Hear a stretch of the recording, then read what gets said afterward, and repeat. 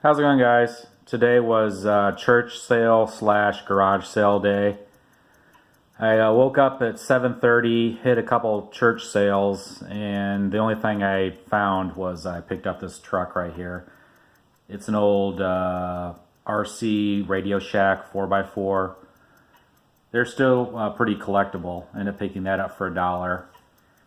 Then I ended up going to probably 50 or more garage sales and did not find anything except at two. And both of those were really late in the day, probably around 11:30. So these sales have been open since, between 8 and 9. And I found these within a couple garage sales of each other, so they're pretty close together. The first one was a sale, and I asked the lady if she had any watches, and she looked like she was probably pushing 90 years old. And she said she had some of her father's watches. So she went in the house and brought these out. Just a early Timex, and you can tell it's early when it says US time, so that's probably early 60s, I'm guessing. Unfortunately, it is not running. I really don't buy pocket watches, but she brought this out, and I said I'd take a look at it. But it's a Rockford Watch Company pocket watch, Illinois. And I wound it. It is running. And you can see with the wear that it is just gold filled. But is the large pocket watches that are a little bit more desirable. Has a lot of wear on it, and it is the Hunter's case, which is a little bit more collectible. And it's hard to do this with one hand. I could not pop the back cover off when I was there. I had to use a knife to get it open. But here you can see the movement. Not a really very pretty movement, but it's an early one. Again, Rockford Watch Company, Rockford, Illinois. And I was able to, the serial number is right there, the 87391. So you can go online and search these to see when it was made. And it looks like this was made in 1876.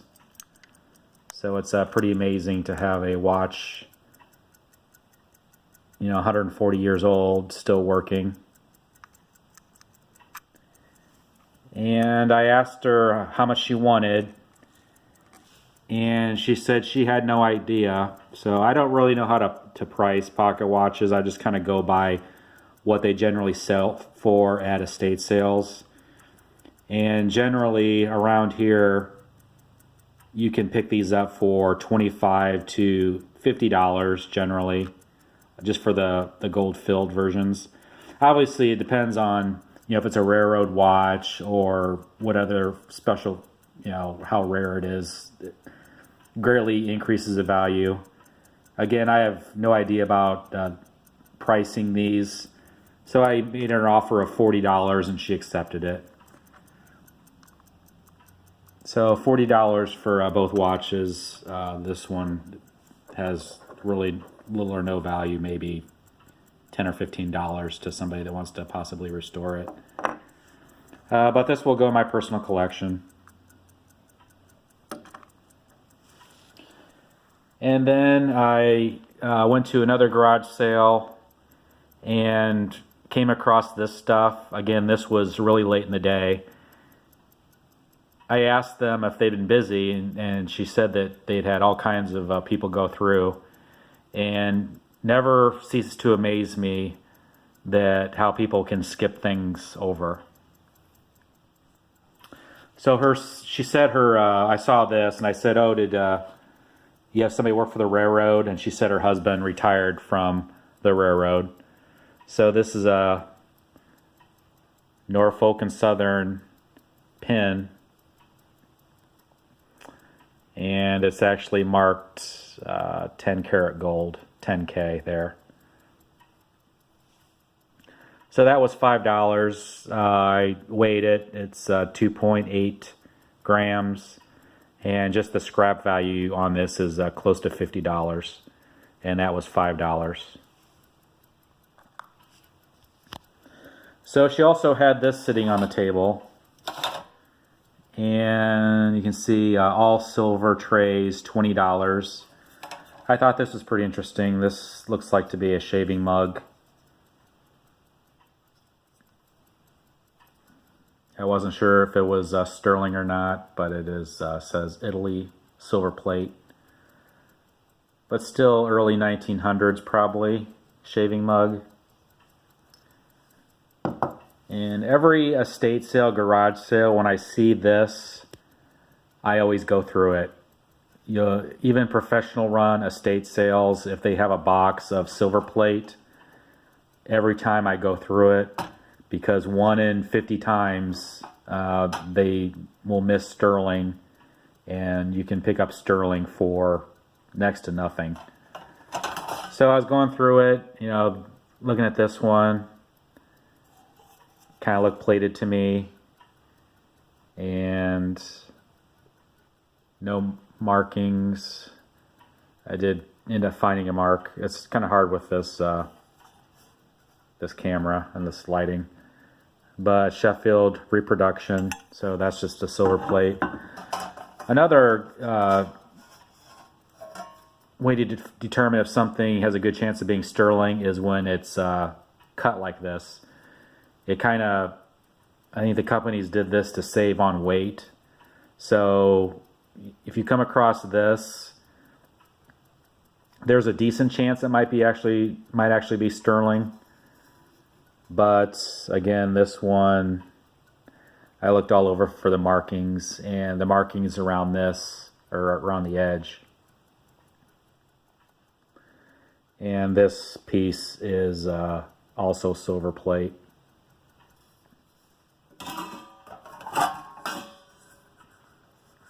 And then the second to last one here.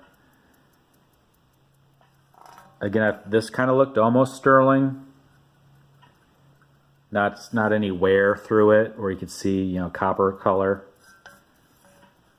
But I looked all over. There's no markings that says sterling, and it's kind of faded, but it says Rogers, and there's no sterling marks on this, so this is just silver plate. But then, to my benefit, the bottom plate here, fortunate for me, it's the biggest plate and weighs the most. I picked this up, looked around, and I flipped it over, and right up there it says Wallace Sterling. So I about flipped out when I saw how big this plate was, and the whole pile was $20.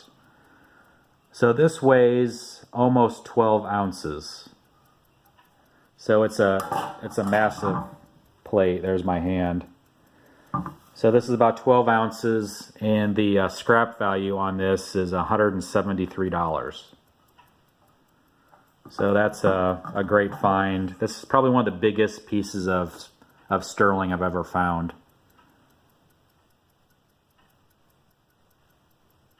So that was a great pickup. That will go in my sterling hoard. I don't sell my gold or silver.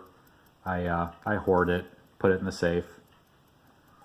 So those are my pickups. Didn't give up today. I went 2.5 hours without finding anything. I just kept plugging along, and persistence pays off with the old pocket watch from 1876 and a huge piece of sterling silver. Until next time, take care.